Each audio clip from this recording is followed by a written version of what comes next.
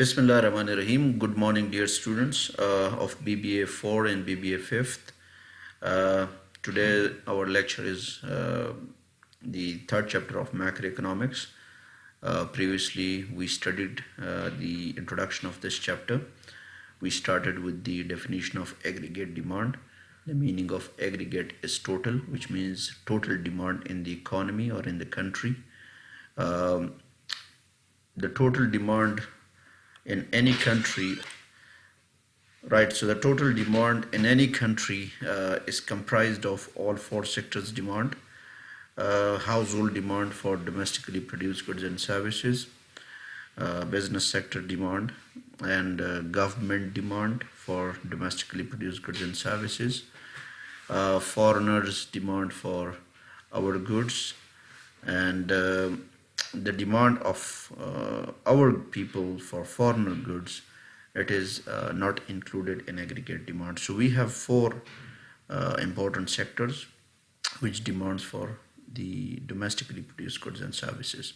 So the definition we have studied in the previous regular classes, and this was the equation: AD, aggregate demand, is equal to C plus I plus G plus X minus M.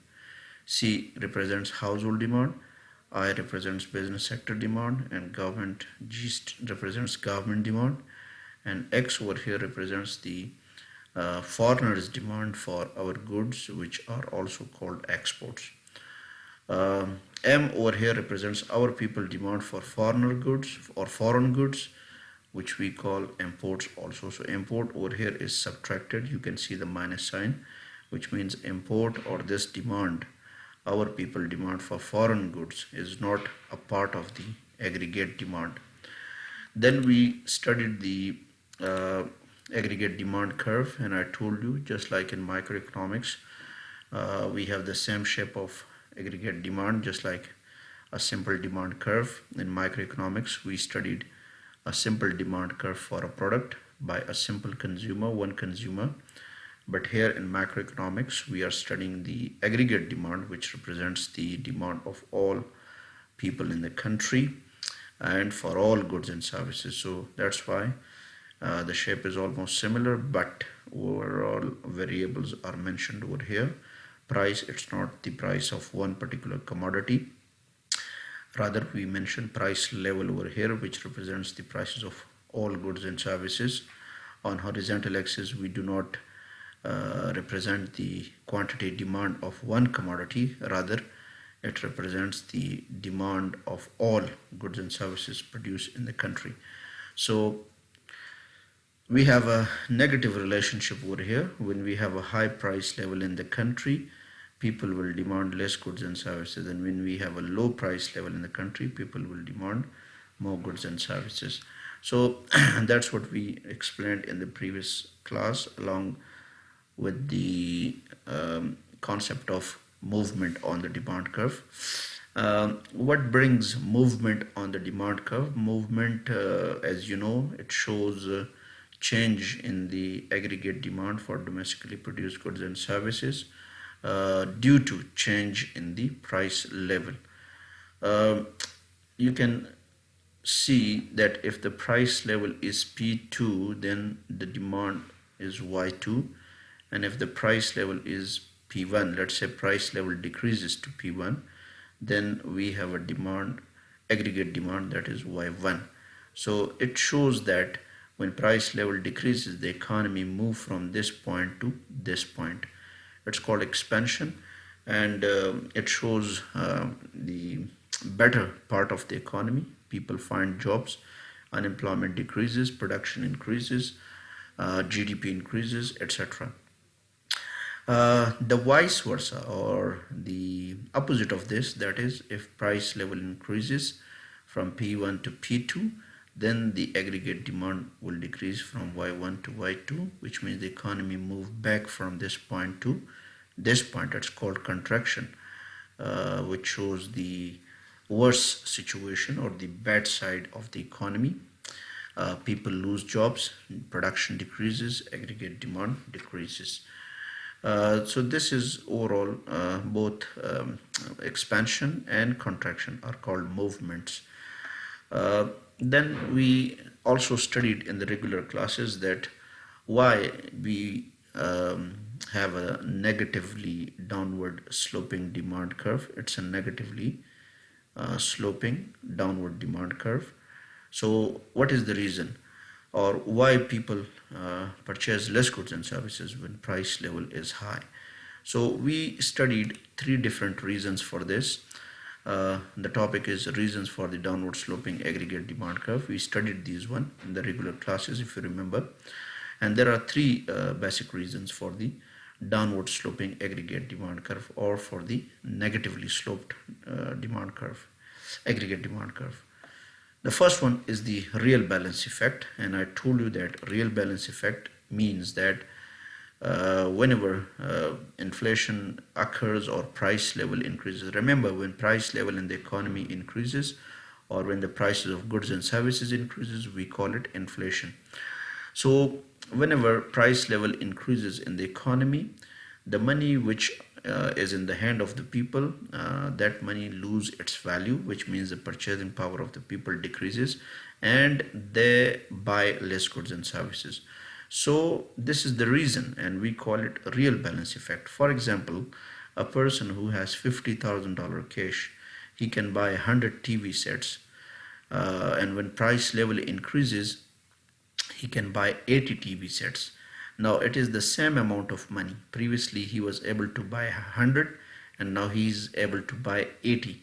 Why he is decreasing the demand for TV sets? It is only because the price level has increased and the purchasing power of $50,000 cash has decreased. It's called real balance effect. The opposite is also called the real balance effect. Let's say when price level decreases, the purchasing power of people money will increase, and they will buy more goods and services. So it will bring movement on the demand curve, because price level when changes, it will bring change in the aggregate demand. The second reason for the downward sloping aggregate demand curve, that was the interest rate effect, which we studied, if you remember. And I give you the example of a person who buys fixed bundle of goods every month for his home, and those fixed bundle of goods includes food, cloth, and other items. And when price level increases, the person is unable to buy the fixed bundle of goods. So because of the decrease in the purchasing power, the person is unable to buy the fixed bundle of goods, which means that the person needs more money in order to buy these goods. So in order to get more money, the person goes to a commercial bank and he asks for loan. Now remember, we are not talking about just one particular person. We are talking about the overall economy, but this is just an example. Millions of people, when they go to the bank and they ask for loan, the demand for credit will increase, the demand for loan will increase. And whenever the demand of a commodity increases, what happens? The price will also increase. So here the price of credit will increase, which is the interest rate. Interest rate will increase. And when interest rate increases, what happens? Loans will be demanded less by the household and business people, and thus they will buy less goods and services, which means the aggregate demand will decrease. So this will also bring movement on the demand curve. We studied the graph also in the previous class, regular classes. And the third reason, that is the international trade effect, which includes import and exports. And I give you the example of US. I think this is a new topic because we haven't studied this topic in the regular classes. So it's very simple. This is the third reason which brings movement in the demand curve, or this is the third reason which shows that why people demand less when price increases or price level increases. So here we are talking about the effect of international trade. Suppose that price level in the United States increases comparing to the neighboring countries. What will happen then? The US goods becomes expensive. Both Americans and neighboring countries, they will demand less US goods, which means that the exports of US in this case will decrease. And when exports are decreases, overall demand will also decrease. which shows the negative relationship between price level and aggregate demand. Uh, the vice versa, or the opposite of this case, is that suppose the price in the United States decreases, price level decreases, US goods becomes cheaper, both Americans and foreigners, they will buy more goods, and exports will increase, which will increase the demand, aggregate demand for domestic goods and services. So this is the third reason, which shows uh, the logic behind the negative relationship between price level and aggregate demand. Movement on the demand curve, and I told you we discussed this concept previously also. Movement is of two types, expansion and contraction, and you can see in this graph also there is a movement from B to C, and the reason is decrease in the prices. It's called expansion. The opposite is contraction, C to B. The reason is increase in the prices from P0 to P1. Then we have the concept or the topic of shift in the aggregate demand curve.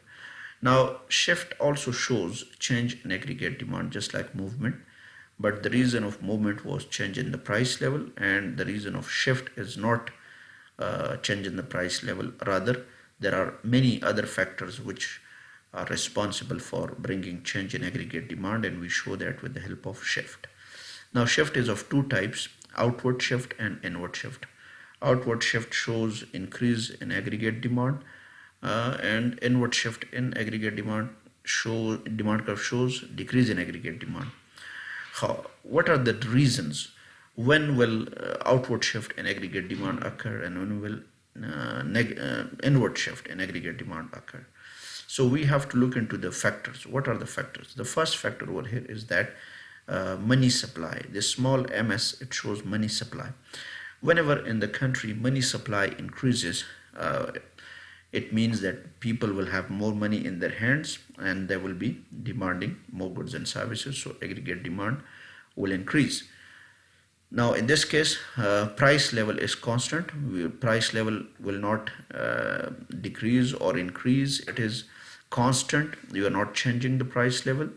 What we are changing the money supply. So suppose when the money supply increases, I told you more people, they will have more money, and they will be spending more money, and they will be demanding more goods and services, so aggregate demand curve will shift outward, which means aggregate demand will increase.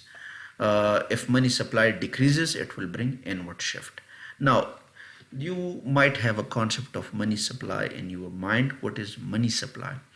Now money supply means that whenever the central bank of a country through different options encourages the commercial banks to increase loans in the economy or decrease loans in the economy, it will affect the money supply.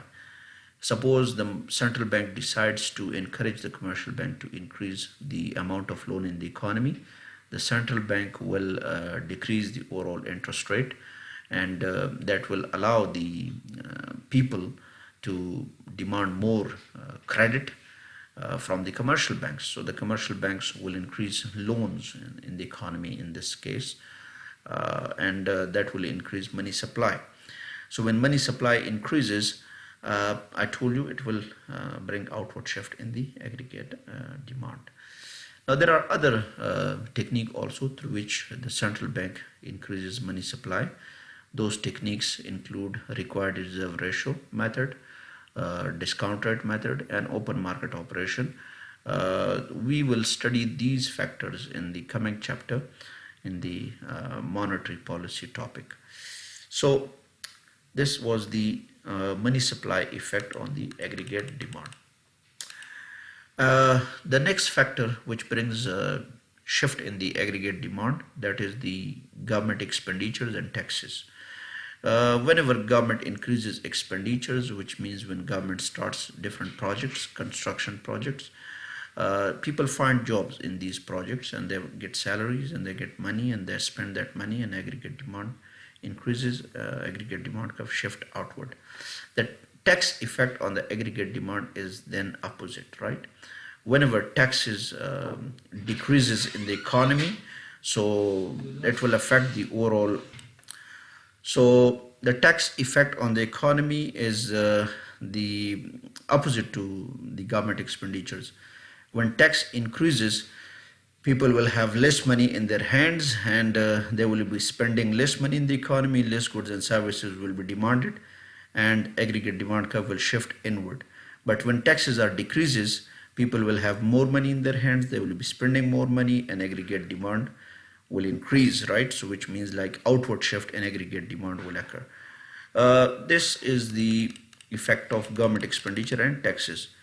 Then we have household consumption or household expenditures. When people they decide to increase their spendings on domestically produced goods and services, aggregate demand curve will shift outward. And when they decide to decrease their spendings, aggregate demand curve will shift inward. Then we have investment in the country. When investment increases, which means like there will be more people finding jobs, they will be getting income, and that income will have positive effect on the aggregate demand. Aggregate demand will increase, and on the graph, aggregate demand curve will shift outward from AD0 to AD1. The opposite will bring inward shift. Dear students, this was all about aggregate demand. In the next lecture, we will be talking about the aggregate supply, inshallah. And you go through this lecture and you go through all the notes, you work it out, and if you have any question, you can ask me that in the group, right? Till then, have a good time. Khuda Hafiz.